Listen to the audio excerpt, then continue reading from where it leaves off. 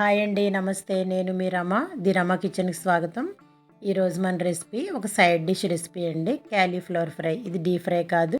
ఈ cauliflower fry చేసుకోవడానికి ఏమేం కావాలో ఇప్పుడు చూద్దామండి.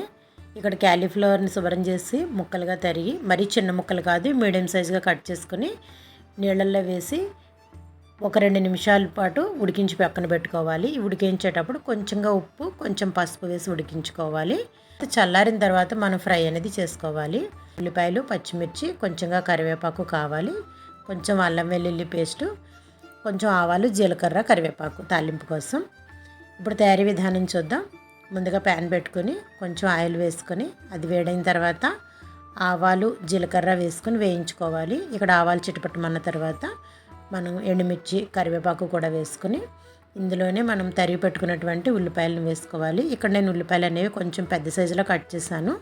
అలా కట్ చేసుకుంటే తినేటప్పుడు బాగుంటాయి. ఉల్లిపాయలు, పచ్చిమిర్చి వేసిన తర్వాత కొంచెం సేపు వేగనివ్వాలి. ఇవి ఇలా వేగుతూ ఉండగానే మనం అల్లం వెల్లుల్లి పేస్ట్ కూడా వేసుకొని పచ్చివాసన పోయేలాగా ఫ్రై చేసుకోవాలి. ఆ తర్వాత మనం ఉడికించి వార్చి పెట్టుకున్నటువంటి క్యాలీఫ్లవర్ ముక్కల్ని ఇందులో యాడ్ చేసుకోవాలి. వేసిన తర్వాత ఒక 15 నిమిషాల వరకు సిమ్లో పెట్టుకొని వేగనివ్వాలి. కొంచెం టైం పడుతుంది.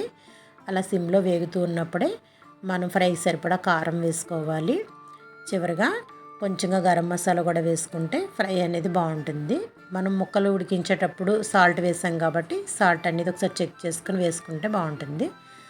లాస్ట్లో కొంచెం కొత్తిమీరతో గార్నిష్ చేసుకుంటే వేడివేడిగా క్యాలీఫ్లవర్ ఫ్రై అనేది రెడీ అయిపోతుందండి. ఇది ఒక సైడ్ డిష్ కాబట్టి సాంబార్ కానీ టమాటా పప్పు కానీ చేసుకున్నప్పుడు కాంబినేషన్గా తీసుకుంటే బాగుంటుంది. ఈ రోజుకైతే ఇంతేనండి. మరిన్ని రెసిపీస్తో ది రమ కిచెన్లో మళ్ళీ కలుద్దాం. బాయ్ అండి.